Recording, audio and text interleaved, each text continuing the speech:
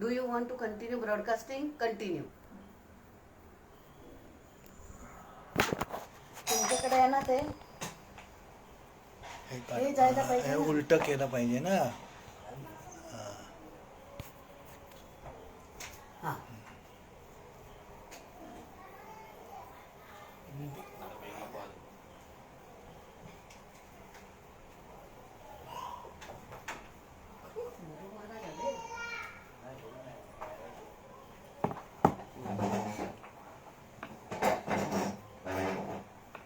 दोघे जण आले, दोघे जण आले.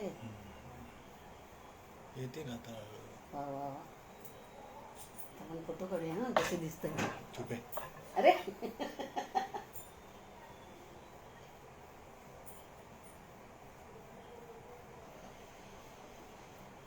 अरे वा, हेच छान आहे. हो, लाईट खूप छान येते.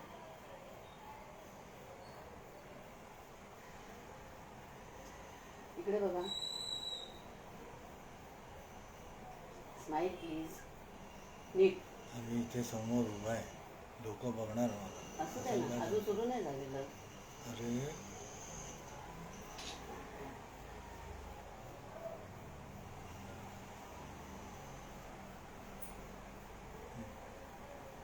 मला हेच बघायचं होतं. इकडे बसलं ना की तो अंधार येतो. अरे समोर हा अंधार येतो. हे इथे बरोबर आहे, म्हणजे स्वच्छ दिसतं.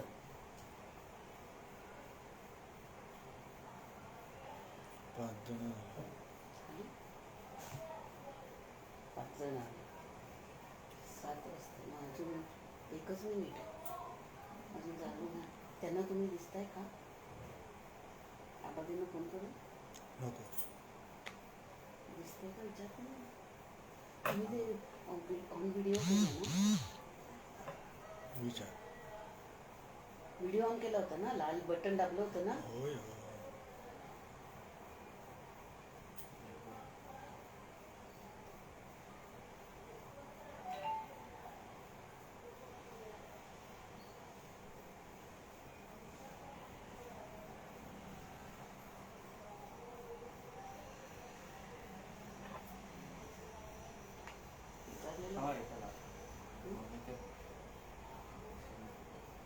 ह्याला हा बघेल ना.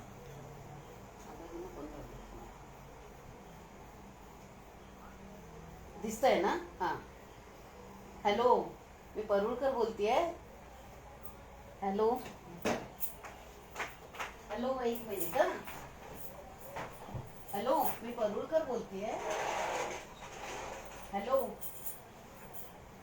Hello hello.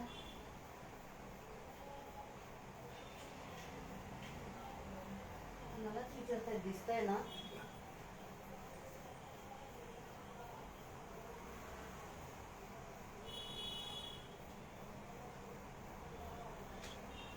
आपल्याला हाच प्रॉब्लेम होता नेटवर्कचा. नमस्कार.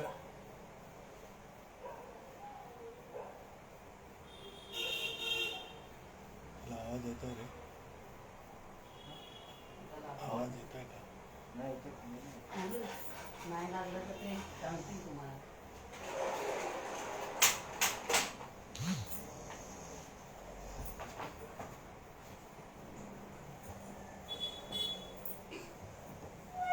तुम्ही पण विचारा ना. हॅलो, दिसतंय का? ऐकायला येतंय का? विचारायचं. त्याला लाईव्ह करायचं. हॅलो, दिसतंय ना. हां, तेच विचारायला मी फोन केला. चालू करायचं. ओके ओके ओके, चालेल चालेल. सांगते त्यांना चालू करायला. हां नमस्कार. हां हो, चालू करा. नमस्कार.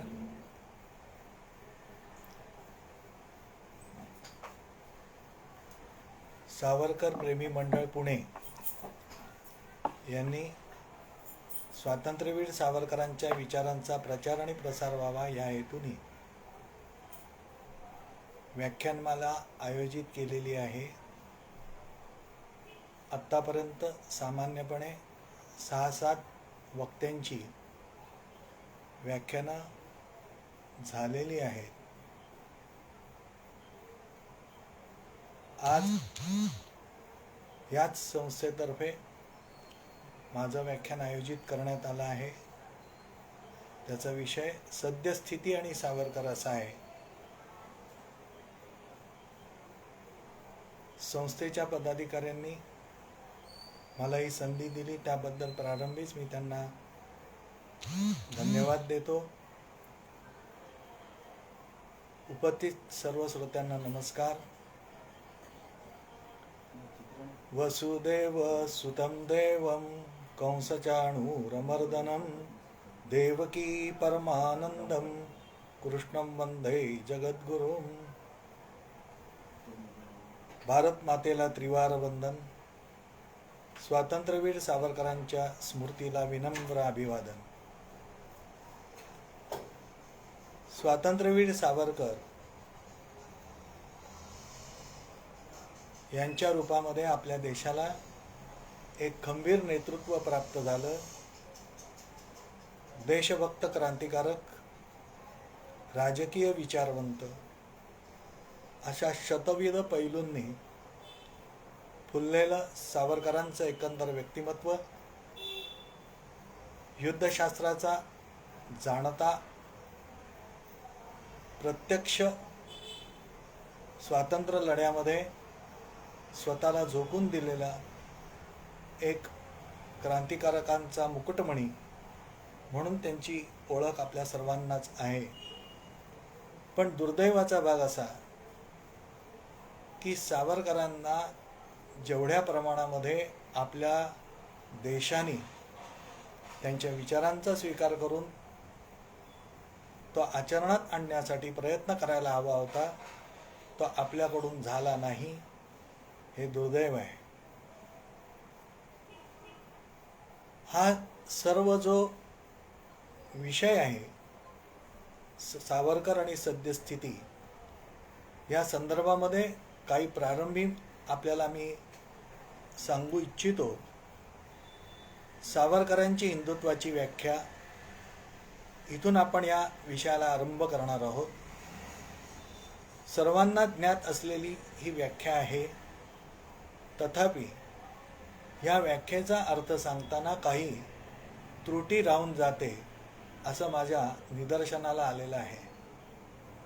सगळे अभ्यासक उत्तम पद्धतीने ही व्याख्या सांगतात, पण त्याचं विश्लेषण करताना काही त्रुटी राहिलेली आहे, ती दूर करण्याचा मी प्रथम प्रयत्न करणार आहे.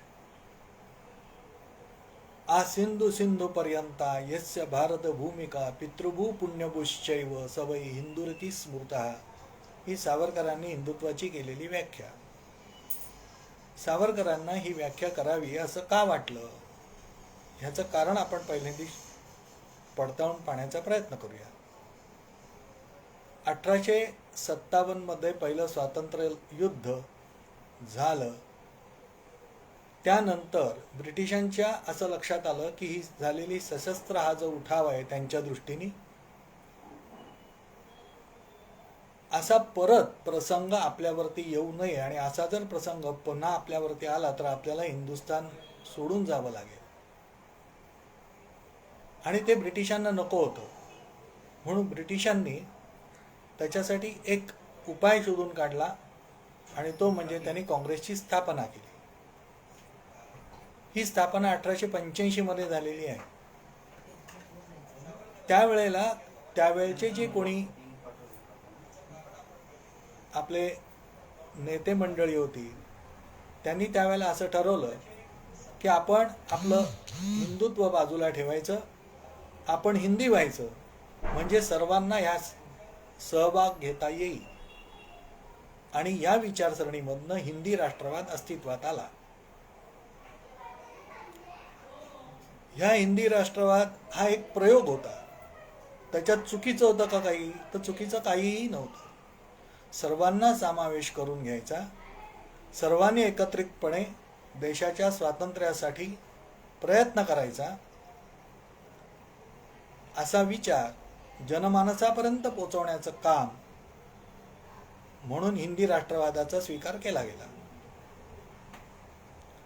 पण त्यानंतर म्हणजे 1885 मध्ये काँग्रेसची स्थापना झाल्यानंतर केवळ 3 वर्षामध्ये सर सय्यद अहमद यांनी बद्रुद्दीन तय्यबजी यांना एक पत्र लिहिलं. त्या पत्रात त्यांनी असं म्हटलं होतं, या हिंदुस्थानमध्ये सध्या ब्रिटिशांचं राज्य आहे. जेव्हा हे ब्रिटिश या देशातून निघून जातील त्यावेळेला या देशावरती राज्य कोण करणार? हिंदू करणार की मुसलमान करणार? या देशात 2 युद्धमान राष्ट्र आहेत, एक हिंदूंचं आणि एक मुसलमानांचं. यांच्यामध्ये जो जिंकेल तो या देशाचा मालक होईल, या देशाचा राजा होईल. ते या देशामध्ये आपली सत्ता प्रस्थापित करतील. सावरकर त्यावेळेला 3 वर्षाचे होते. म्हणजे द्विराष्ट्रवादाचा सिद्धांत त्यावेळेला मांडला गेला. बरं, एवढ्या याच्यावरून थांबलंय का सगळं? तर थांबलं नाही. 1906 मध्ये मुस्लिम लीगची स्थापना झाली. हिंदी राष्ट्रवाद अस्तित्वात आणला. हिंदूंनी राजकीय दृष्ट्या आपलं हिंदुत्व बाजूला टाकलं आणि राजकीय दृष्ट्या संपूर्ण हिंदू समाज हिंदी झाला. पण मुसलमान हिंदी व्हायला तयार झाले नाहीत, ते मुसलमानच राहिले. ही मोठी अडचण सावरकरांच्या लक्षात आली. सावरकर अंदमानमध्ये होते. त्या ठिकाणची असलेली तिथली परिस्थिती सावरकरांनी पाहिलेली होती, अनुभवलेली होती. तिथे होणारं धर्मांतर सावरकरांनी अनुभवलेलं होतं. म्हणून सावरकर ज्या वेळेला 1924 मध्ये हिंदुत्वाचं पुस्तक लिहायला बसले आणि त्यावेळेला त्यांनी ही व्याख्या केली, आसिंधु सिंधू पर्यंता यस्य भारत भूमिका पितृभू पुण्यभू शैव सवय हिंदुरिती स्मृतः. आता याचा अर्थ सांगितला जाताना असं सांगितलं जातं की जो या देशामध्ये राहतो, ही देशाची जी भूमी आहे ती पुण्यभूमी आणि पितृभूमी म्हणून ज्याला मान्य आहे तो या देशाचा हिंदू, असा त्याचा अर्थ सांगितला जातो. पण हा अर्थ सावरकरांना अभिप्रेत नाही. हिंदू राष्ट्राचे पंचप्राण नावाचं सावरकरांचं पुस्तक आहे. त्याच्यामध्ये सावरकरांनी या व्याख्येची पूर्णपणे होड केलेली आहे. त्याचा अर्थ विशद करून सांगितलेला आहे. सावरकर म्हणतात, पितृभू म्हणजे काय, पुण्यभू म्हणजे काय, या सगळ्या गोष्टींचा अर्थ सावरकरांनी स्पष्ट शब्दात मांडलेला आहे. तो आपण पहिल्यांदा पाहू. पितृभू म्हणजे आपले पूर्वज या भूमीमध्ये जन्माला आले, म्हणून ही भूमी म्हणजे हिंदुस्थानची भूमी आपली पितृभू आहे. मग पितृभू आहे याचा अर्थ काय झाला? आपले पितर कोण? सामान्यपणे आपण असं म्हणतो की आपण ज्या कुळात जन्माला आलेले असतो ते आपले पितर, असं आपण सर्वसाधारणपणे म्हणतो. आणि ते चुकीचं आहे असंही नाही, ते बरोबर आहे. पण केवळ आपण आपल्या कुटुंबियांनाच आपले पितर आहेत किंवा आपले पूर्वज आहेत असं म्हणणं हे राजकीय दृष्टिकोनातून सावरकरांना मान्य नाही. मग सावरकर सांगतात की मी कोणाच्या वंशातला आहे?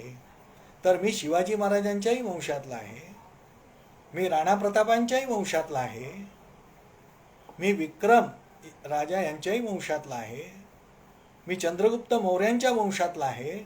म्हणजे आपण ऐतिहासिक वंश सांगायचा आहे. मग हा जो ऐतिहासिक वंश आपला जो आहे ती आपली पितृभू झाली. मग अशी पितृभू कोणाची आहे? मुसलमानांची नाही. कारण त्यांचे पूर्वज म्हणजे त्यांचा हा इतिहास, आपला जो इतिहास आहे तो इतिहास त्यांना मान्य नाही आहे. म्हणून त्यांना आपल्याला ह्याच्यात समावेश करून घेता येणार नाही. ख्रिश्चनांना घेता येणार नाही, यहुदींना घेता येणार नाही असं ते सांगतात. पण जैनांना घेता येईल. त्यांचा इतिहास एक आहे, आपला इतिहास एक आहे. बौद्धांना घेता येईल. जे म्हणून इथे मग सावरकर पुण्यभूमीकडे निघाले. पुण्यभूमीचा अर्थ सांगताना सावरकर असं म्हणतात की ज्या धर्माची स्थापना ज्या पंथाची स्थापना या भूमीमध्ये झाली आहे ती, त्यांचे जे अनुयायी आहेत आणि त्यांचे जे वंशज आहेत, पूर्वज आहेत, हे दोन्ही अटी जे पूर्ण करतात ते हिंदू आहेत, अशी सावरकरांनी व्याख्येची त्या फोड केलेली आहे. म्हणून मग प्रश्न असा निर्माण होतो की जपान हा देश किंवा चीन हा देश हा बौद्ध धर्मीय आहे, म्हणजे जपानमधले नागरिक, चीनमधले नागरिक यांची पुण्यभूमी जर कुठली असेल तर ती भारत आहे. कारण बौद्ध धर्माची स्थापना किंवा बौद्ध धर्म निर्माण झाला तो या भारताच्या भूमीत झाला, म्हणून ती त्यांच्या दृष्टीने पुण्यभूमी आहे. मग त्या देशाचे नागरिक होऊ शकतात का? नाही होणार आहे. कारण त्यांची पितृभूमी वेगळी आहे आणि ज्यांची पितृभूमी आहे पण त्यांचा धर्म या देशाच्या बाहेर स्थापित झालेला आहे, त्यांना ही पुण्यभूमी म्हणता येणार नाही. म्हणून सावरकरांनी या सगळी जी व्याख्या केली ती अत्यंत शास्त्रशुद्ध, कुठल्याही प्रकारच्या धर्माच्या मध्ये न येणारी आहे. याचं कारण असं, बारसपत्य हा जर ग्रंथ आपण बघितला तर त्या ग्रंथामध्ये या देशाला हिंदुस्थान हे नाव का पडलं त्याचं आपल्याला कारणही सापडतं. ती व्याख्या सांगताना त्याने असं सांगितलं, वरच्या बाजूला असलेला हिमालय, खालती असलेलं हिंदू सरोवर म्हणजे हिंदी महासागर, या मधल्या भूमीमध्ये जे लोक राहतात ही नैसर्गिक भूमी आहे. त्याला त्यांनी देवनिर्मितम देशम असं म्हटलेलं आहे. ही नैसर्गिक भूमी, या भूमीमध्ये जे राहतात ते हिंदुस्थान आहे. मग आता हिंदुस्थान हे कसं आलं तर हिमालयामधला ही आणि इंदू मधला न ला द आणि त्याचा उकार म्हणजे इंदू, ही जी दोन अक्षर आहेत त्या दोन अक्षरांना एकत्रित केलं आणि ते हिंदू झालं, म्हणून हे स्थानभूमी झाली. त्याचा धर्माशी संबंध येत नाही, भौगोलिक दृष्ट्या हे झालं. असं आपलं बारसपत्य संहिता जी आहे ती सांगते आहे. ह्या सगळ्या गोष्टीचा सावरकरांनी साकल्याने विचार केला. मग जर हिंदू ठरवायचे झाले तर वेद प्रामाण्य म्हणून ठरवता येणार नाही, मूर्तीपूजक म्हणूनही ठरवता येणार नाही. कारण आपल्यामध्ये सगुण उपासक पण आहेत आणि मूर्तीची पूजा करणारे पण आहेत, निर्गुण उपासकही आहेत. ह्या दोघांना एकत्रित केलं पाहिजे. लिंगायतही आहेत, आर्य समाजी सुद्धा त्याच्यामध्ये येतात. या सगळ्यांना या देशाच्या नागरिकत्वाचा, त्यांची ती पुण्यभूमी पण आहे, पितृभूमी पण आहे, अशा दोन्ही अटी जे पूर्ण करतात ते हिंदू, असं सावरकरांनी स्पष्ट शब्दात सांगितलेलं आहे. मग आता ह्यालाच पुढे हिंदू राष्ट्रवाद असं नाव दिलं गेलं आणि हिंदी राष्ट्रवाद आणि हिंदू राष्ट्रवाद अशा दोन विचार प्रणाल्या आपल्या देशामध्ये त्यानंतर तयार झाल्या. आणि मग हिंदू राष्ट्रवाद हा सावरकरांच्या नावाकडे आला, तर हिंदी राष्ट्रवाद हा गांधींकडे गेला. म्हणजे भारताचे वैचारिक जे विभाजन झालं विचारांच्या बाबतीतलं, ते हिंदी राष्ट्रवाद आणि हिंदू राष्ट्रवाद असं झालं. गांधीजींनी जे सांगितलेलं होतं की आम्ही अहिंसेच्या मार्गाने स्वातंत्र्य मिळवू, आणि सावरकरांचं म्हणणं असं होतं मिळेल ते शस्त्र आम्ही घेऊ आणि देश आमचा स्वतंत्र करू. म्हणून सावरकर कुठल्या मर्यादेमध्ये अडकून नाही राहिलेले. त्यांनी जी 15व्या वर्षी प्रतिज्ञा घेतली किंवा शपथ घेतली अष्टभुजा देवी समोर, ती मुळे अशीच आहे, या देशाच्या स्वातंत्र्यासाठी सशस्त्र क्रांतीचा केतू उभारून मारता मारता मरेपर्यंत झुंजेन, यशस्वी झालो तर छत्रपती शिवाजी महाराजांप्रमाणे भारत मातेच्या मस्तकावरती स्वातंत्र्याचा दैदिप्यमान मुकुट चढवेन, आणि जर अपयशी ठरलो तर चापेकर बंधूंप्रमाणे हसत हसत फाशी जाईन. ही सावरकरांची प्रतिज्ञा आहे. त्या प्रतिज्ञेशी ते प्रामाणिक राहिले शेवटच्या क्षणापर्यंत. आणि ह्या देशाला पुन्हा पारतंत्र्यामध्ये जावं लागू नये ह्याच्यासाठी सावरकरांनी अखंड प्रयत्न केला. लोकांना जागरूक करण्याचं काम केलं. मुसलमानांशी मुसलमान म्हणून सावरकरांनी वैर केलेलं नाही. ते या देशाला आपला देश मानत नाही, ह्या देशावरती ते त्यांची निष्ठा ठेवत नाहीत.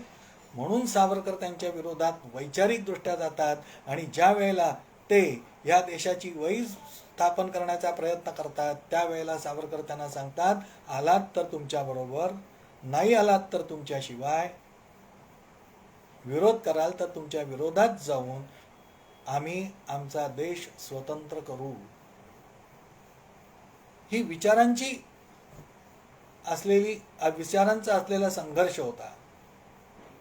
त्याला शेवटी वेगवेगळे रूप दिली गेली आणि वैचारिक गोंधळ निर्माण करण्याचं काम आपल्या देशामध्ये दुर्दैवाने झालं. आता साधं उदाहरण बघा, निधर्मीवाद. जगात निधर्मीवाद कुठेही आपल्याला आढळत नाही. सांगा बरं एक तरी देश असा की ज्या देशाचा राष्ट्रवाद हा निधर्मी आहे असं आपल्याला कुठे आढळत आहे का? तर नाही आढळत. मग सेक्युलरिझम हा आला कसा? आता एक सामान्य नागरिक आहे मी या देशाचा. माझ्या मनात वेगवेगळे प्रश्न निर्माण होतात. ज्या वेळेला आपण सरकारचा अर्ज भरतो त्यावेळेला त्याच्यात काही गोष्टी आपल्याला तपशीलवार भरायच्याही असतात. आपण आपलं नाव लिहितो, आपण त्याच्यामध्ये जात, पोटजात, धर्म, राष्ट्रीयत्व असं सगळं लिहित असतो. प्रत्येकाचं नाव वेगळं येईल, प्रत्येकाची जात पोटजात वेगळी येईल, धर्मही वेगळा येईल. पण शेवटचं जे आहे राष्ट्रीयत्व ते सगळ्यांचं भारतीयच राहणार आहे. मग जर सगळे भारतीय आहेत आणि हे जर निधर्मी राज्य आहे, धर्म मानायचा नाही असं जर आहे, तर अल्पसंख्या आला कुठून? हा प्रकार काय आहे? बरं, जाती मानायच्या नाहीत ना, मग प्रत्येकाची जात त्या फॉर्मवरती आम्ही का लिहायची? हे सगळं आपल्याला थांबायला हवं आहे. एक काहीतरी निश्चित करा.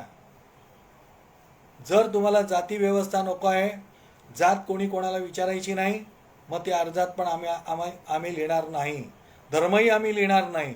भारतीयत्व म्हणून जर सगळेजण एकत्र येणार असतील तर सावरकर पुढेही जाऊन सांगतायत की हिंदू म्हणून आम्हाला कोणताही एक अधिकार जास्त नको.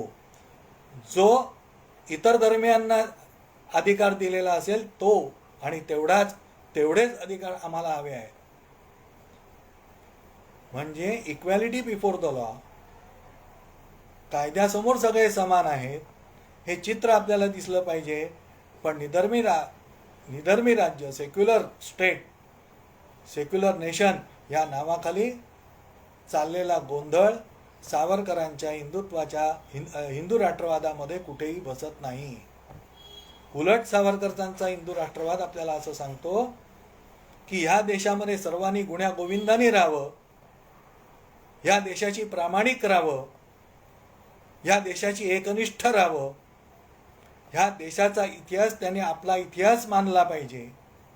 आणि म्हणून असा विचार केलेल्याच लोकांना सावरकर या देशाचा नागरिक होण्यासाठी मान्य करतात. नाहीतर त्यांनी कुशाल अन्यत्र निघून जावं असं सावरकरांचं म्हणणं आहे. बरं, सावरकरांची व्याख्या म्हटली की लोकांना त्याचा राग येतो किंवा टिकायला सुरुवात होते. आपण सगळेजण शाळेत गेलेले आहोत.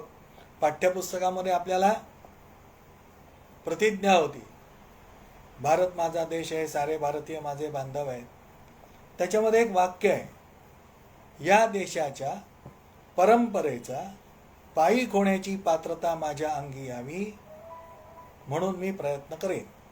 मग या देशाची परंपरा कोणाची आहे? छत्रपती शिवाजी महाराजांची आहे, श्रीरामाची आहे, श्रीकृष्णाची आहे.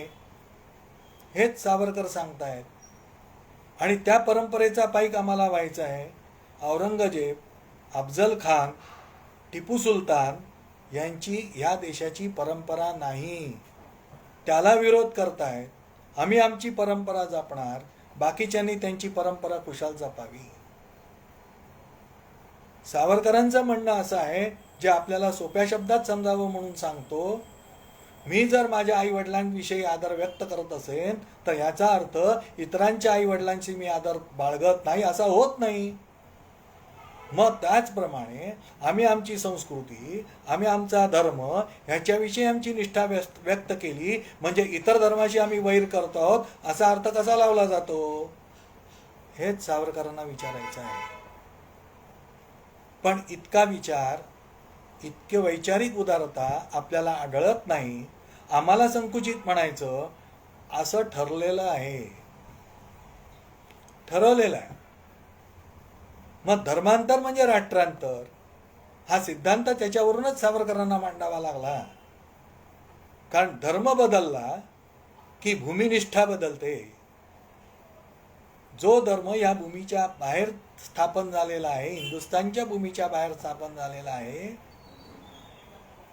त्या धर्माच्या अनुसार भारताची भूमी ही मातृभूमी न होता शत्रुभूमी होते. म्हणून सावरकरांनी धर्मांतराला विरोध केला. आणि म्हणून सावरकर म्हणतात धर्मांतर झालं की राष्ट्रांतर होतं. मुळात प्रश्न असा आहे, आपण आपली जी संस्कृती आहे ती अत्यंत महान आहे हो.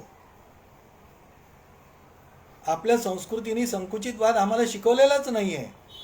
कृण्वन्तो विश्वमार्यम ही वेदांची उद्घोषणा आहे. आर्य म्हटलं की लगेच झालं. ज्यांना या गोष्टी, आर्य या शब्दाचा अर्थ माहीत नाही, ज्यांनी ग्रंथांचं वाचन केलेलं नाही, अभ्यास केलेला नाही, त्यांना हेही माहिती नसेल आणि माहिती नाही की आर्य हा शब्द विशेषण आहे की विशेष नाम आहे, याचाही त्यांना गंध नसतो. वास्तविक आर्य हे विशेषण आहे, विशेष नाम नाही. भागवत ग्रंथामध्ये आर्याची व्याख्या केलेली आहे. अगदी आत्ताच्या परिभाषेत एका शब्दात सांगायचं झालं तर सिव्हिलाइज्ड जो आहे, सुसंस्कृत जो आहे, सुविद्य जो आहे, त्याला आर्य म्हणतात. आम्हाला संपूर्ण जगाला सुविद्य आणि सुसंस्कृत करायचं आहे, ही वेदांची उद्घोषणा. आणि तीच संस्कृतमध्ये सांगायची जर झाली तर कृण्वन्तो विश्वमार्यम अशी होते. पण हे लक्षात नाही घेतलं. आणि मग झालं काय? आत्ताचीच घटना आहे. हिंदू धर्माला नावं ठेवा, हिंदू धर्म चांगला नाही म्हणून डिसमॅन्टलिंग ग्लोबल हिंदुत्व कॉन्फरन्स तयार झाली. 3 दिवस त्यांनी सप्टेंबर मधले परिषद आयोजित केली होती. कशासाठी हे सगळं चाललंय? आता हिंदू धर्म कसा आहे, हिंदू संस्कृती कशी आहे हे आपण पाहूया. आणि याच्यासाठी उदाहरणं भारतातलं मी एकही देणार नाही आहे. विदेशामधल्या लोकांना हिंदू धर्माविषयी किती आत्मीयता आहे, आदर आहे, ते मला आपल्याला सांगायचं आहे.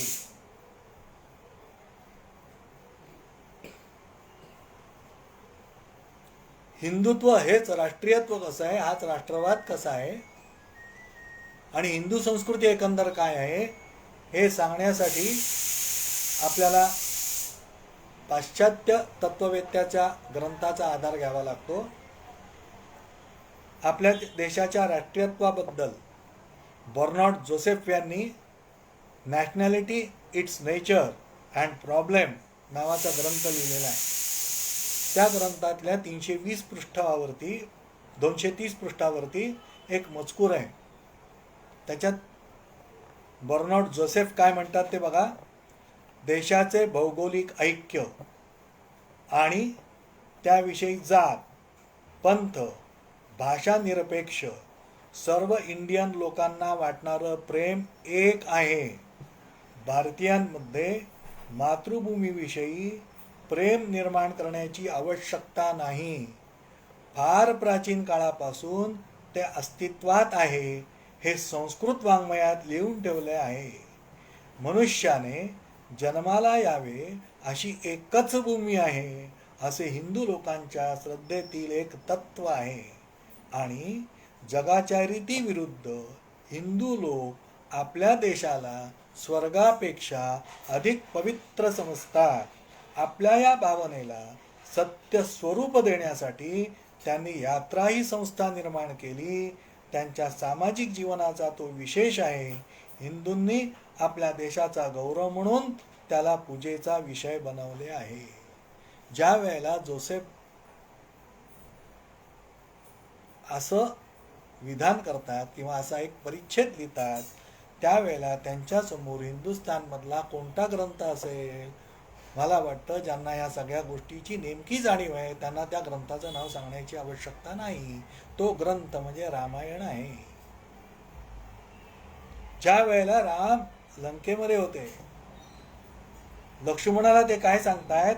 अपि स्वर्णमयी लंका नमे लक्ष्मण रोचते, जननी जन्मभूमिश्च स्वर्गादपि गरीयसी. त्याचं हे भाषांतर आहे. असा हा हिंदू धर्म, अशी ही हिंदू संस्कृती, ह्याच्याविषयी काय मत असलं पाहिजे, ह्याच्या विरोधात लोक का जातात, हे न कळण्यासारखं आहे. आता दुसरा उदाहरण, चीन मधला प्रवासी. आपल्या सर्वांना माहिती आहे, युएनएच संघ हिंदूंविषयी आपलं मत व्यक्त करताना काय म्हणतात ते बघा. हिंदू संस्कृतीमधील हिंदू हा शब्द हिंदुस्थानचे राष्ट्रीय आणि हिंदू याच्याशी पूर्णतः एक आहे. जगाने या राष्ट्राला अगदी यथार्थ असे हिंदू हे नाव दिले आहे.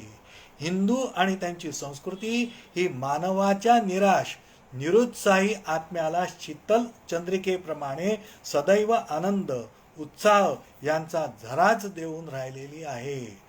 लक्षात घ्या, इथला एक शब्द महत्वाचा आहे, तो म्हणजे हिंदू आणि त्यांची संस्कृती ही मानवाच्या असं म्हटलंय, हिंदूंच्या नाही. म्हणजे जगातल्या अखिल मानव समाजासाठी उपयुक्त असलेली संस्कृती जर कोणती असेल तर ती हिंदू संस्कृती आहे. तरी सुद्धा तुम्ही तिचं उच्चाटन करू पाहताय आणि त्याच्यासाठी परिषद घेताय. त्याच्या विरोधात हिंदू जर एकवटले तर हिंदू संकुचितवादी, वारे वा. आणि हिंदू सहिष्णू, अरे सहिष्णू याचा अर्थ षंडत्व नव्हे, हे लक्षात आपण घेतलं पाहिजे. आता हे झालं, इथे मी गप्प बसणारही नाहीये, कारण कल्चर किती महत्वाचं आहे, संस्कृती किती महत्वाची आहे हे सांगितलेलं आहे विन्स्टन चर्चिल यांनी. चर्चिल काय म्हणतायत बघा. चर्चिल म्हणतायत, culture and literature are very well, but culture without strength soon ceases to be a living culture. त्याचा अर्थ असा, संस्कृती आणि साहित्य उत्तम आहे, पण संस्कृतीला बळ नसेल तर अस्तित्वात असलेल्या संस्कृतीचा अंत समीप आला आहे. मग हा अंत हिंदू संस्कृतीचा समीप आणण्यासाठी ही सगळी गडबड चाललेली आहे, धावपळ चाललेली आहे. का तर हिंदू जागा झाला आहे. हिंदू जागा झाला तर काय होऊ शकेल ह्याचा अनुभव इतिहासाने जगाला दिलेला आहे. कोण सांगतो? संपूर्ण हिंदुस्थानमध्ये ब्रिटिशांचं राज्य होतं का? विचारा आपल्याला प्रश्न. जर संपूर्ण राज्यात, संपूर्ण हिंदुस्थानमध्ये इंग्रजांचं राज्य जर आहे हे आपण स्वीकारलं तर मग संस्थानं हिंदुस्थानात विलीन का करावी लागली? ती स्वतंत्र होती म्हणून ना. अशी कितीतरी संस्थानं होती, 500-550 संस्थानं होती. तेवढी भूमी ब्रिटिशांच्या ताब्यात नव्हती. मग अख्ख्या हिंदुस्थानवरती ब्रिटिशांनी राज्य केलं हे आम्हाला शिकवलं जात आहे आणि ते आम्ही स्वीकारायचं. त्याला नकार दिला की लगेच बाकीच्यांचा संतापाचा पारा वर चढतो. कसं स्वीकारणार हो आम्ही? आमचे छत्रपती शिवाजी महाराज बघा काय सांगतायत. छत्रपती शिवाजी महाराजांनी पत्र लिहिलेलं आहे जयसिंगाला. त्या पत्रात शिवाजी महाराज काय म्हणतायत ते बघा. ही आमची परंपरा आहे. सावरकर ह्या परंपरेचे आणि ह्या पूर्वजांचे आपण वंशज आहोत असं आपल्याला सांगतायत. आपल्याला अभिमान वाटतो या सर्व गोष्टींचा. शिवाजी महाराजांनी जयसिंगाला लिहिलेलं पत्र आहे. हिंदूंवर यावेळी कठीण कार्य येऊन पडलं आहे. आमची पोरे बाळे देश, धन, पवित्र देव, पूजक या सर्वांवर यामुळे पराकाष्ठेचे दुःख कोसळले आहे. हाच क्रम आणखीन काही दिवस चालेल तर आम्हा हिंदूंचं चिन्ह देखील या पृथ्वीवर राहणार नाही. आम्ही लोकांनी यावेळी हिंदुस्थान आणि हिंदू धर्म यांच्या रक्षणार्थ फार जोराचे प्रयत्न केले पाहिजेत. तुर्कांचा जबाब तुर्कीतच दिला पाहिजे. आणि हिंदू जर जागा झाला, छत्रपती शिवाजी महाराजांचा जर तो मावळा म्हणून उभा राहिला तर ह्या देशावरती आपल्याला पुनश्च आपला अधिकार सांगता येणार नाही. असे जे काही अतिरेकी आहेत, असे जे काही आतताई आहेत, त्यांना याचा वचक बसतो आणि त्यांना हवं ते या ठिकाणी करता येत नाही. म्हणून आगपाखड चाललेली आहे.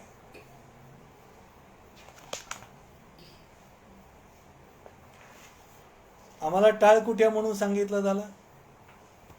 हिंदू टाळकुट्या आहेत, त्यांच्या हातात टाळ आहे. पण त्या टाळाचा अर्थ काय आहे? ते टाळ आम्हाला काय टाळायचं हेही सांगतात आणि लोकांच्या टाळक्यात काय वैचारिक गोष्टी शिरवायच्या तेही सांगतात. म्हणजे काय टाळायचं आणि काय टाळक्यात घालायचं याचा अर्थ त्यांच्या बुद्धीत काय उतरवायचं हे आम्हाला बरोबर माहिती आहे. म्हणून आम्ही हातात टाळ घेतो. ही आमची संस्कृती आहे हो. काही कारण नसताना वाटेल ते सांगायचं चालणार नाही. आम्ही मान्य करणार नाही. ही मी तुम्हाला एक मोजकीच उदाहरणं दिलेली आहेत. चर्चिलांचं उदाहरण दिलं. आज आम्हाला स्वातंत्र्याचा अर्थच कळलेला नाही. स्वातंत्र्याचा अर्थ काय लावला? स्वैराचार. आम्हाला आमचं अभिव्यक्तीचं स्वातंत्र्य आहे, जरूर आहे, पण अभिव्यक्ती स्वातंत्र्य याचा अर्थ देशात भांडणं आणि कलागती लावायचं नाही आहे. ते स्वातंत्र्य कोणीही दिलेलं नाही आहे. या देशातली कायदा आणि सुव्यवस्था बिघडेल असं वक्तव्य कोणालाही करण्याचा अधिकार दिलेला नाही आहे. ते बोलण्याचा तुम्हाला अधिकार, त्याला विरोध करण्याचा अधिकार नाही का मग आम्हाला? या देशातली शांतता, सुव्यवस्था, ह्या देशाचं सार्वभौमत्व अबाधित राहावं ह्याच्यासाठी जर आम्ही प्रयत्न करत असलो तर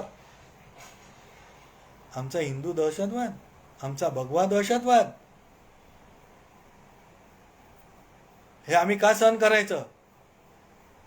हे आम्हाला मान्य नाही आहे. सावरकरांची जयोस्तुते नावाची कविता आहे ना, स्वातंत्र्यतेचं स्तोत्र. काय दिले हो त्याच्यात? व्याख्या दिलेली आहे सावरकरांनी स्वातंत्र्याची. कारण ते स्वतंत्रतेचंच स्तोत्र आहे.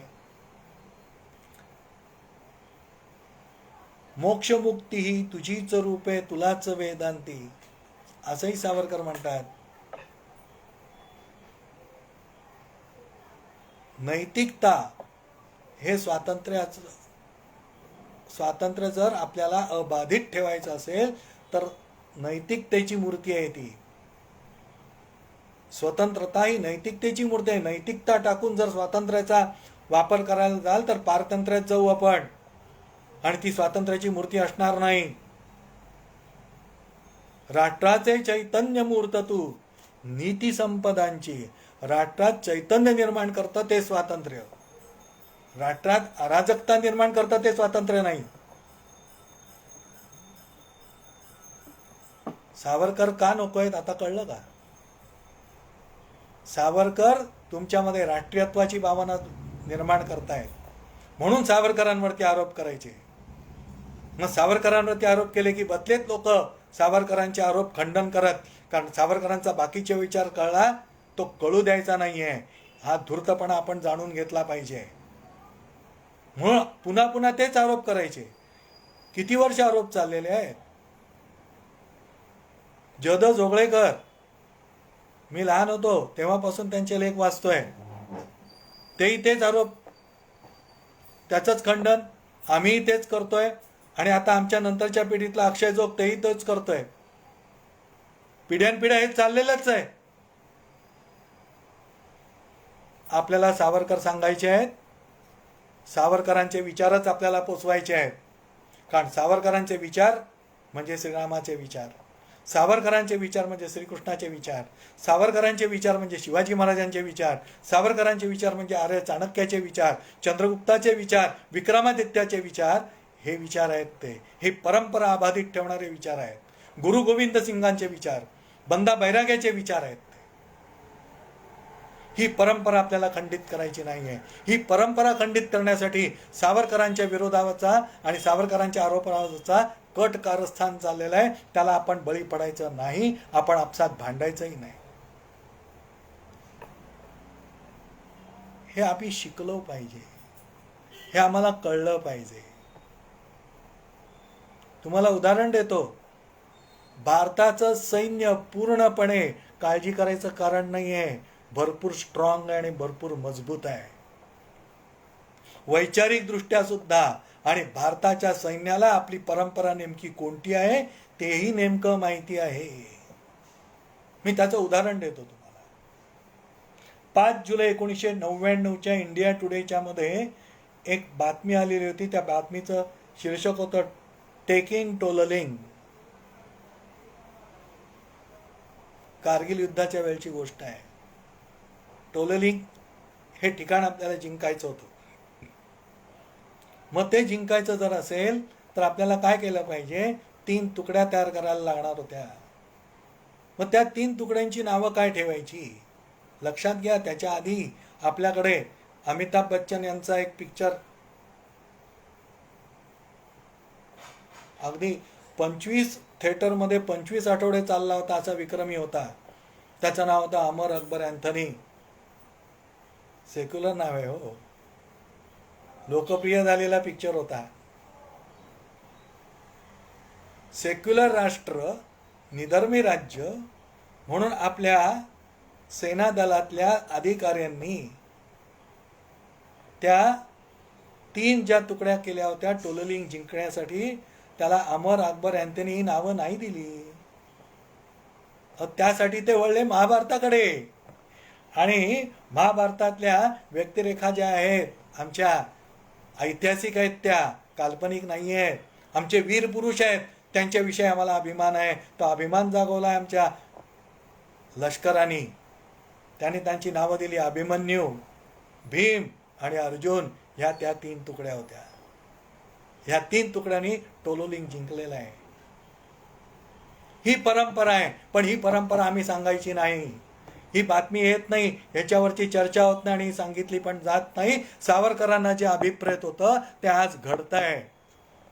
आणि ते घडतंय हे विरोधकांना माहिती आहे, म्हणून विरोध चाललाय. हे आपण नीट शांतपणे समजून घेतलं पाहिजे.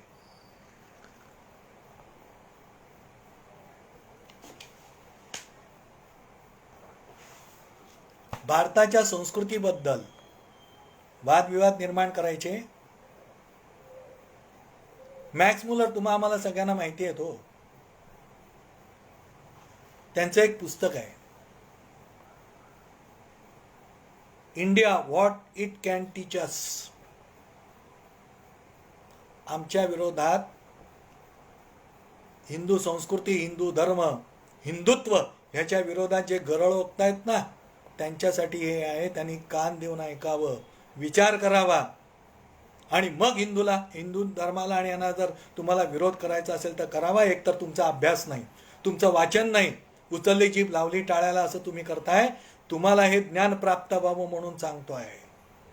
हे कुठल्याही हिंदुत्ववाद्यांनी लिहिलेलं नाही, मॅक्स मुलर सांगताय.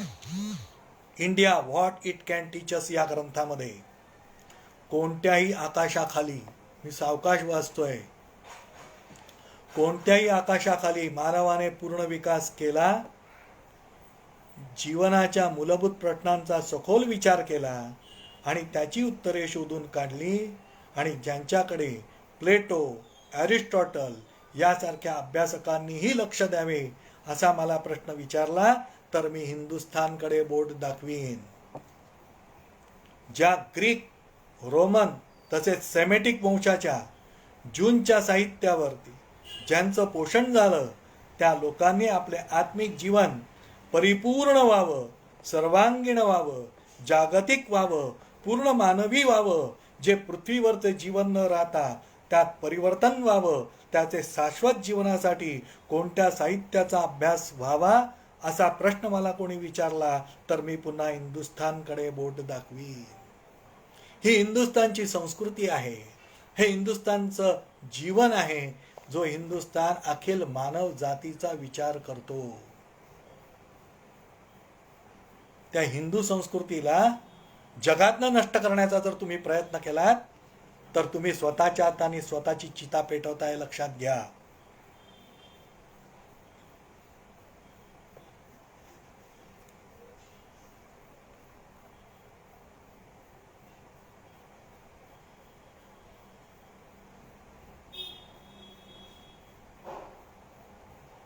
सांगायचा मुद्दा हा आहे की आम्हाला आमच्या देशातल्या संस्कृतीचा अभ्यास नाही आहे, कारण मेकॉलेची शिक्षण पद्धती आमच्याकडे आली.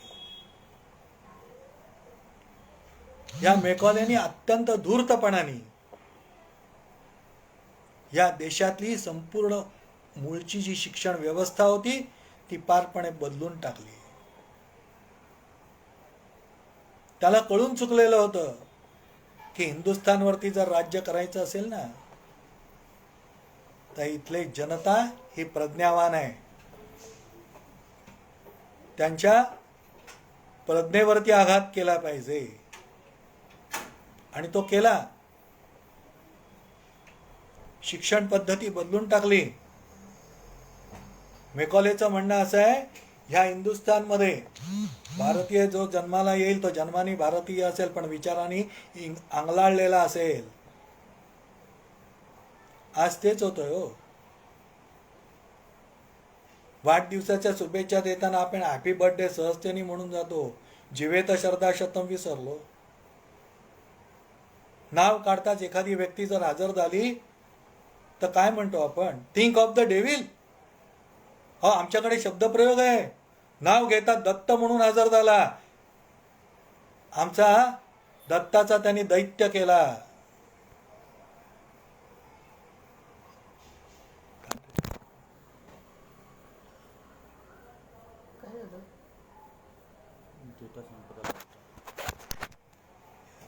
हे ना वायफाय ला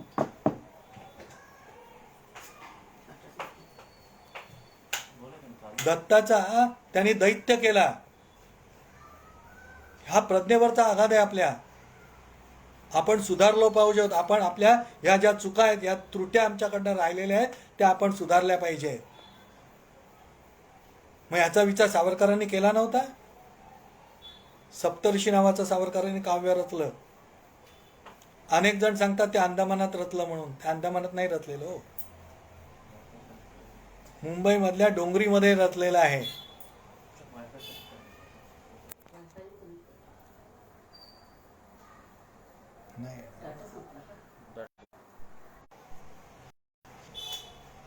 क्षमा करा, वायफाय चालू करण्यासाठी केलं होतं. सप्तर्षी नावाचं काव्य सावरकरांनी अंदमानात लिहिलंय असं सांगितलं गेलं, सांगतात काही जण, पण ते मुंबईच्या डोंगरीच्या कारागृहामध्ये त्यांनी रचलेलं आहे. ते तिथेही त्यांच्याकडे लेखन साहित्य नव्हतं. साधारण 530 ओळ्यांचं कविता आहे. ती दीर्घ काव्य आहे. खंडकाव्य म्हटलं छोटं तरी चालेल. त्याच्यामध्ये सावरकरांनी लिहिलेलं आहे. सावरकर झोपलेले आहेत, वरती झरोका आहे. त्या झरोक्यातनं सावरकरांना सप्तऋषींचा तारकापुंज दिसलेला आहे. सावरकर त्यांना सांगतायत, तुम्ही मला दर्शन देताय, मला कोणाचंही दर्शन घडू नये म्हणून दरवाजा मागे दरवाजे, भिंतींच्या मागे भिंती, सगळ्या एका कोपऱ्यामध्ये मला आणून टाकलेलं आहे. पण तुम्ही दर्शन देऊन मला काहीतरी संदेश देऊ पाहताय, पण तुम्ही पाठवत असलेला संदेश घेण्याचं कोणतंही उपकरण माझ्याकडे नाही आहे. तसं जर बघायला गेलं तर तुम्ही तेजस्वी तारे आहात, साथीच्या साथी. तुम्ही स्वयंप्रकाशित आहात, तरी सुद्धा चंद्राला तारापती म्हटलं जातं. हा चंद्र तरी कसा आहे? तो स्वयंप्रकाशित नाही, सूर्याची उष्टी किरण घेतो आणि पृथ्वीवरती पाठवतो, तरी सुद्धा तो तारापती आहे. पण तो तारापतीचा मान तुम्हा सप्त ऋषींना नाही. पुढे सावरकर त्या कवितेमध्ये असं लिहितात, खरंच ज्या वेळेला चोरांचं महत्व वाढतं ना, त्यावेळेला बुद्धिभेद किंवा प्रज्ञेवरती आघात झालेला असतो. म्हणून सावरकर म्हणतात, प्रज्ञात समाजामध्ये चोरच ऋषींचे राजे असतात. किती मोठा आशय भरलाय हो त्याच्यात. आमची प्रज्ञा मारली गेली. आपण प्रज्ञावंत असूनही, ज्ञानवंत असूनही सर्वांना मार्गदर्शन करण्याची ताकद आपल्यामध्ये आहे. म्हणून तर आज आपण म्हणतो आहोत की विश्वगुरु होण्याची क्षमता हिंदुस्थानमध्ये आहे. ती तेवढ्यासाठीच.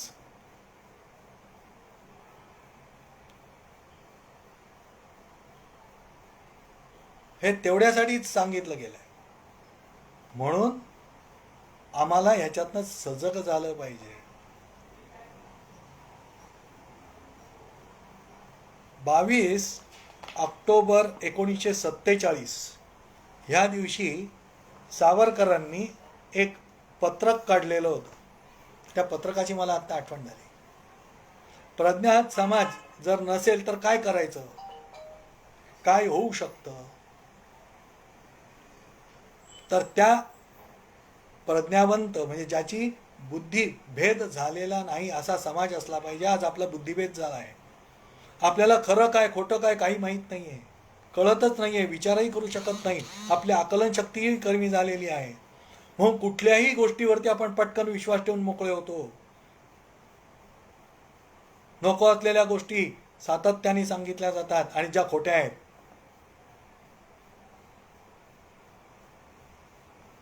ज्या वेळेला हिंदू शब्दाविषयी घृणा निर्माण करण्यात आली, त्यावेळेला सावरकरांनी एक पत्रक काढलेलं आहे.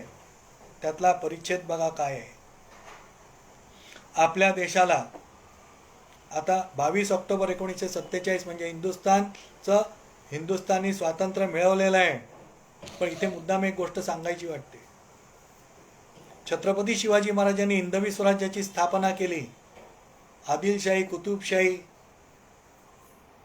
औरंगजेब बादशाह म्हणजे मोगल, अशा अनेक इस्लामिक सत्ता त्यावेळेला होत्या. त्या सर्व इस्लामिक सत्तांना टाचेखाली दाबून टाकून शिवाजी महाराजांनी हिंदवी स्वराज्याची स्थापना केली. आणि आपण आपला देश स्वतंत्र केला. पण आपला देश स्वतंत्र होण्याच्या आधी आपण एका शत्रू राष्ट्राला जन्म दिला, त्याचं नाव पाकिस्तान. सावरकर त्याच्यानंतर पाकिस्तानची निर्मिती झाल्यानंतरचं हे सावरकरांचं पत्रक आहे. सावरकर म्हणतात, आपल्या देशाला हिंदुस्थान आणि हिंदू शासन म्हणता येणार नाही असे तुम्ही प्रतिपादन करता, कारण यात काही अहिंदू अल्पसंख्याक जमाती आहेत. मग हिंदू, ख्रिश्चन, पारशी अशा मुसलमान जमाती ज्यात आहेत, त्या नवनिर्मित मुसलमानी राज्याच्या प्रदेशाला पाकिस्तान म्हणून तुम्ही कसे काय मुजरे करता हो? लीग ऑफ नेशन्सने राष्ट्रीय बहुसंख्याक अशी संज्ञा दिलेली आहे. त्यांच्याच नावाने ती राष्ट्र ओळखली जातात. हे खरं आहे की नाही? बलुचिस्तान, वजिरिस्तान, अफगाणिस्तान, तुर्कस्तान या देशात मुसलमान अल्पसंख्याक असताना त्यांना मान्यता देताना तुमचं मन खात नाही.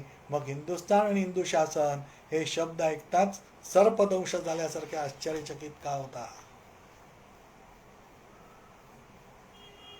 हिंदूंना टार्गेट करण्याचा हा पूर्वीपासूनचा लोकांचा आवडता छंद आहे. हिंदू मुसलमान ऐक्य हा एक भ्रम आहे, हे सावरकरांनीही सांगितलं होतं. आणि असं सांगणारे कोण कोण होते तेही आपल्याला सांगणं नितांत आवश्यक आहे. का आता केवळ सद्यस्थिती आणि सावरकर सांगायचं म्हणजे आता वातावरणामुळे असं निर्माण झालेलं आहे की राजकीय विचारांच्या विषयीच बोलावं लागतं. वास्तविक अनेक त्याला पैलू आहेत. सद्यस्थिती आणि सावरकर या विषयावरती बोलायचं तर भाषाशुद्धीची पण आहे, जातीव्यवस्थेवरती पण आहे, विज्ञाननिष्ठा पण आहे, असे अनेक पैलू आहेत त्याला. पण आत्ताची परिस्थिती लक्षात घेतल्यानंतर ह्याच गोष्टी एक एक विषय पूर्ण करायला हवा आहे. तर आपला मुद्दा आहे हिंदू मुस्लिम ऐक्याच्या संदर्भात बाबासाहेब आंबेडकर भारतरत्न काय म्हणाले होते ते बघा. इस्लाम हा बंदिस्त घरासारखा समाज आहे. त्यांच्या मुस्लिम गैरमुस्लिम यातील भेदाच्या कल्पना अत्यंत स्पष्ट आहेत. इस्लाममधील भ्रातृभाव हा मानवतेचा भ्रातृभाव नाही. इस्लामचा मुसलमानांचीच भ्रातृभाव असतो. हा बंधुभाव आपल्या समाजापुरतीच मर्यादित आहे. त्यांच्या समाजाबाहेर जे लोक आहेत त्याबद्दल केवळ घृणा, शत्रुत्व आहे. इस्लामचा दुसरा अवगुण हा आहे की त्यांची सामाजिक स्वशासनाची पद्धत आहे. त्यांचे स्थानिक अस्तित्व असलेल्या शासनाशी जुळत नाही. त्यामुळे मुस्लिमांची निष्ठा ते ज्या देशात राहतात त्या देशाची कधीच नसते. जेथे इस्लामचे शासन असते तिथे त्यांचा विश्वास असतो. दुसऱ्या शब्दात सांगायचे तर इस्लाम एक सच्चा मुस्लिमाला भारताला आपली मातृभूमी मानण्यास व हिंदूंना आपले निकटवर्ती मानण्यास अनुमती देत नाही. हे बाबासाहेब आंबेडकर सांगतायत.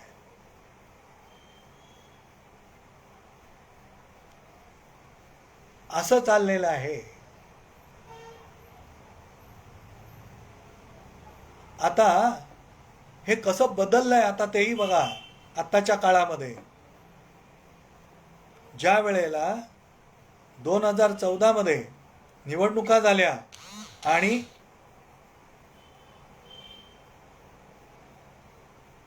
केंद्र सरकारमध्ये नरेंद्र मोदी यांच्या नेतृत्वाखाली राज्याची स्थापना झाली, ज्याला आपण भाजपचं राज्य असं म्हणतो, भाजपचं शासन असं आपण म्हणतो.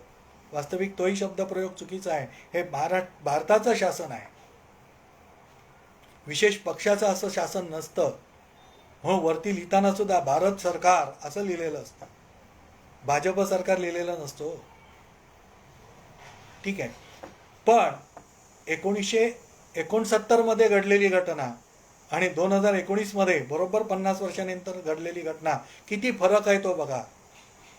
आपण आपली आत्मीयता, आपली अस्मिता जर जागी ठेवली तर त्याला सुद्धा इतर देश सलाम करतात. पण जर तुम्ही मवाळ म्हणून राहिलात, मऊ जर जमीन दिसली तर कोपरानी खणणारच आहेत. आम्ही कोणावरती कुठली दादागिरी करणार नाही, पण आम्ही आमचा आत्मसन्मानही टाकणार नाही, ही भूमिका जर घेतली तर काय परिणाम दिसतो त्याचं हे उदाहरण आहे. वर्ष 1969 OIC organisation of Islamic countries दरवर्षी एक संमेलन भरवतं. हिंदुस्थानला सुद्धा आमंत्रण आहे, कारण हिंदुस्थानमध्ये मुसलमानांची संख्या जास्त आहे. त्याचं आमंत्रण आलं. त्यावेळचे केंद्रीय मंत्री त्या सभेला गेलेले होते. तिथे गेल्यानंतर पाकिस्तानने त्याच्या बाबतीत आक्षेप घेतला आणि आपल्या केंद्रीय मंत्र्यांना सांगितलं की तुम्ही इथून निघून जा. बाकीच्या देशांनी, पाकिस्तानने आक्षेप घेतल्यामुळे बाकीच्या इस्लामिक देशांनी सुद्धा तो आक्षेपाला पाठिंबा दिला आणि त्यांना परत फखरुद्दीन अली अहमद यांना परत पाठवलं. त्यावेळेला ते तिथे गेले होते, केंद्रीय मंत्री होते. ही घटना 1969 मधली आहे. इंदिरा गांधी पंतप्रधान होत्या. 2019 अशाच प्रकारची घटना घडली. आपल्याला पुन्हा OIC कडनं आमंत्रण आलं. पण ते आमंत्रण कसं होतं? गार्ड ऑफ ऑनर देण्यासाठी भारताला बोलवलेलं होतं. भारत तिथे गेला. भारताचं प्रतिनिधित्व त्यावेळेला सुषमा स्वराज यांनी केलेलं आहे. त्या तिथे गेल्या. पाकिस्ताननी पुन्हा आक्षेप घेतला की त्यांना गार्ड ऑफ ऑनर देऊ नका, आमचा विरोध आहे. सगळ्या इस्लामिक राष्ट्रांनी सांगून टाकलं पाकिस्ताननी निघून जावं, आम्ही त्यांना देणारच आणि तो आपल्याला मिळाला. सावरकरांना हेच अभिप्रेत होतो ना हो. जगासमोर आम्ही झुकणार नाही, कोणाला आम्ही झुकवणार नाही, पण आम्हाला जर झुकवण्याचा प्रयत्न केला तर आम्ही तो हाणून पाडू. आमचं वैर नाहीये कोणाशी. आम्ही शांतीचाच संदेश देणारे आहोत.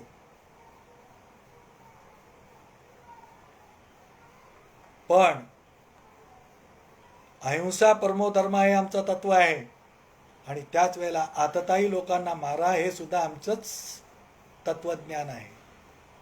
निरपराध्यावरती शस्त्र नाही चालवणार, मग तो कुठल्याही जातीचा आणि धर्माचा असू दे. निर्बंधांच्या चौकटीमध्ये, घटनेच्या चौकटीत राहून या राष्ट्राच्या उत्कर्षासाठी जे जे करता येईल ते करायचं आहे. त्याच्याशी आमची बांधिलकी आहे. आमच्या देशाचं सार्वभौमत्व, स्वातंत्र्य, ऐतिहासिक परंपरा जतन करण्याचा पूर्ण अधिकार इतर देशांना जसा आहे तसा आम्हालाही आहे. ते आम्ही जतन करणार. हा साधा व्यवहार भाग झाला.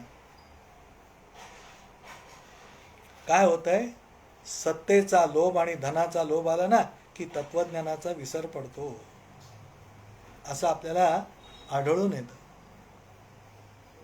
ह्याचं मी उदाहरण देतो तुम्हाला.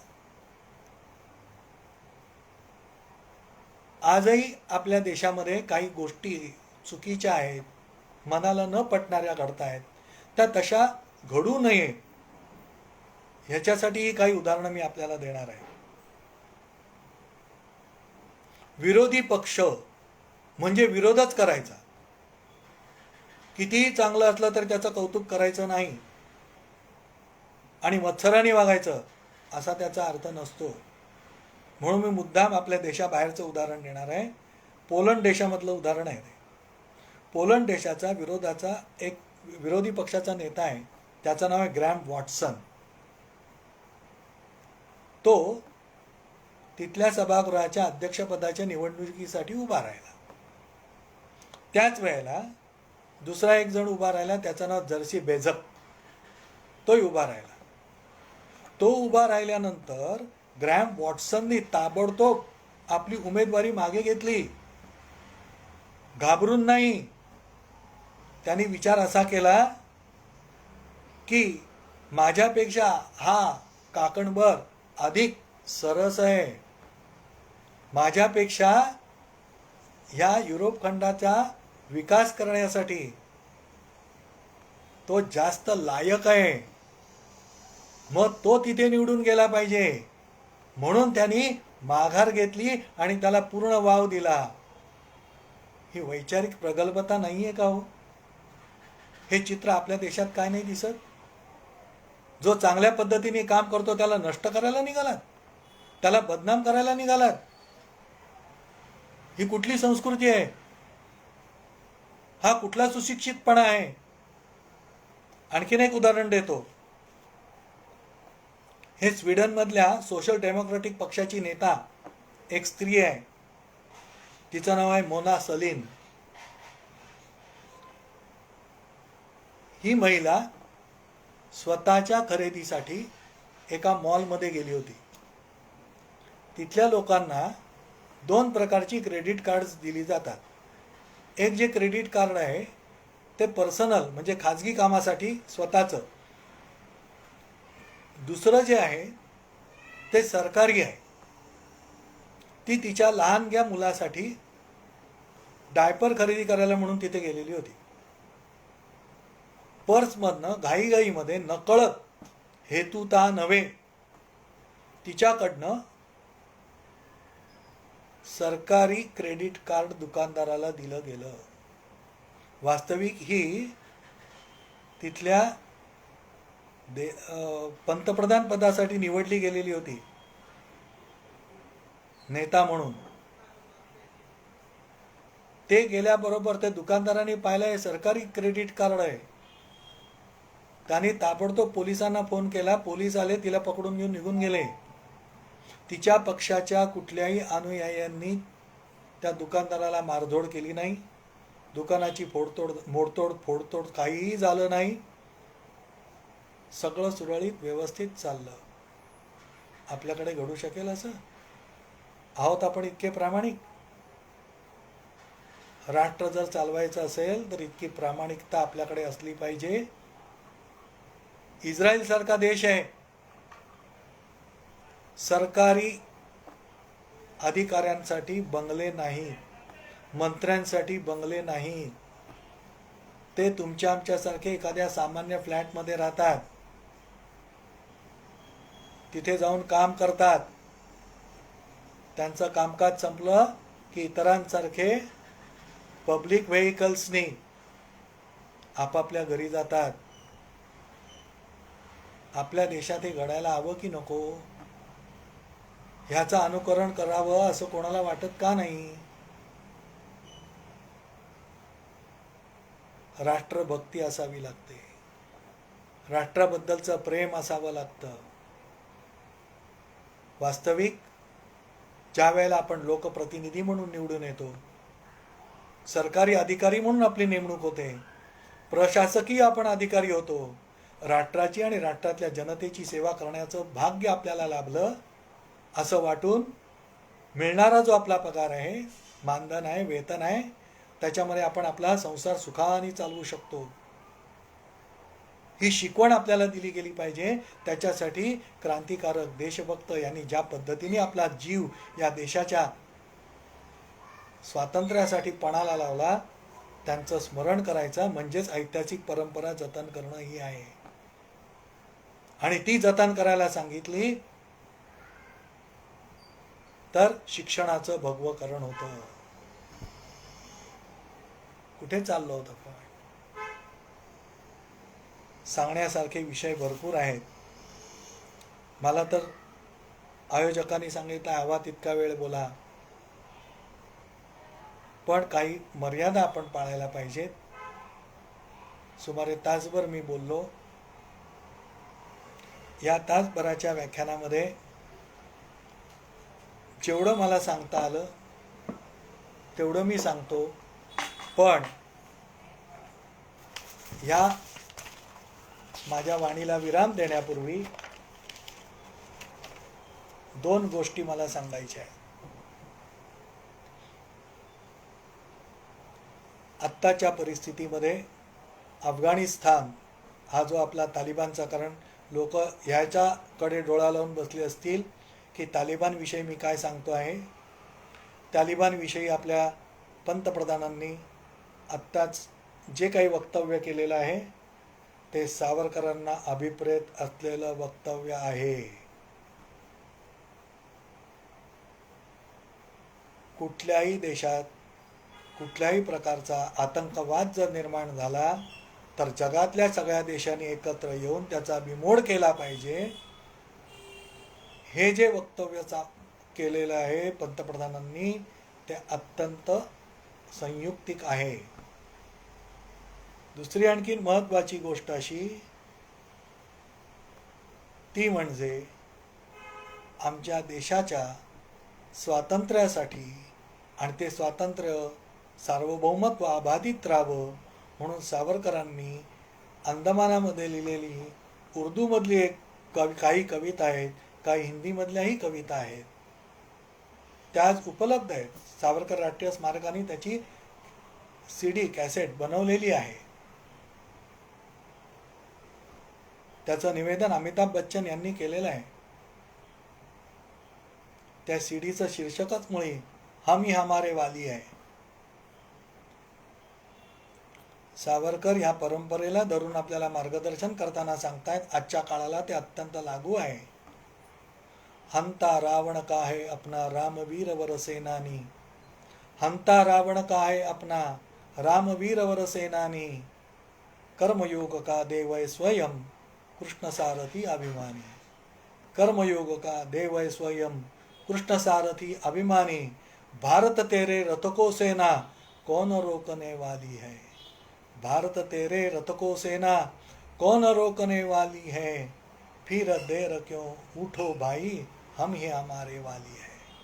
याच पदपथावरून नरेंद्र मोदी आपल्या देशाचे पंतप्रधान जात आहेत याविषयी एक भारताचा नागरिक म्हणून निदान माझ्या मनात तरी शंका नाही. ह्याच सगळ्या गोष्टी ते करतायत. आणि आत्ता तर त्यांनी 5T सांगितलेले आहेत आणि ते 5T आपल्याला हेच सांगतील की हे जे सावरकरांचे विचार आहेत त्या विचारांच्या मार्गाचा मागोवा घेत घेत त्याच पदपथावरून ते निघालेले आहेत. त्याच्यात त्यांनी ट्रेडिशन म्हणजे परंपरा, टॅलेंट म्हणजे प्रज्ञा, टेक्नॉलॉजी म्हणजे तंत्रज्ञान, ट्रेड म्हणजे व्यापार आणि ट्रस्टशिप म्हणजे विश्वासार्हता या 5 गोष्टींचा उल्लेख केलेला आहे. या 5 गोष्टीच संपूर्ण जगाला एकत्र आणण्यासाठी, मानवतेचा राज्य प्रस्थापित करण्यासाठी कारणीभूत ठरणार आहेत. हे निश्चित सावरकरांनाही हेच अभिप्रेत होतं की हा संपूर्ण भारत नव्हे तर संपूर्ण विश्व हे एक झालं पाहिजे. माणसाने माणसाकडे माणसाच्या भूमिकेतून पाहिलं पाहिजे. ही सावरकरांची विश्वात्मक भूमिका आहे, ज्याला आपण सर्व वसुदैव कुटुंबकम अशी वृत्ती म्हणतो. ही वृत्ती ह्या देशात रुजवायची आहे. म्हणून प्रयत्न करणारे आपले पंतप्रधान आहेत. आपल्याला अभिमान वाटला पाहिजे. भारताचा एक नागरिक म्हणून वैयक्तिक पातळीवरती मी पंतप्रधान नरेंद्र मोदी यांचं गौरव करतो आणि त्यांना मानवंदना देतो. सर्वांनाच माझं वंदन. भारत मातेला पुन्हा वंदन करतो. माझ्या वाणीला विराम देतो. वंदे मातरम.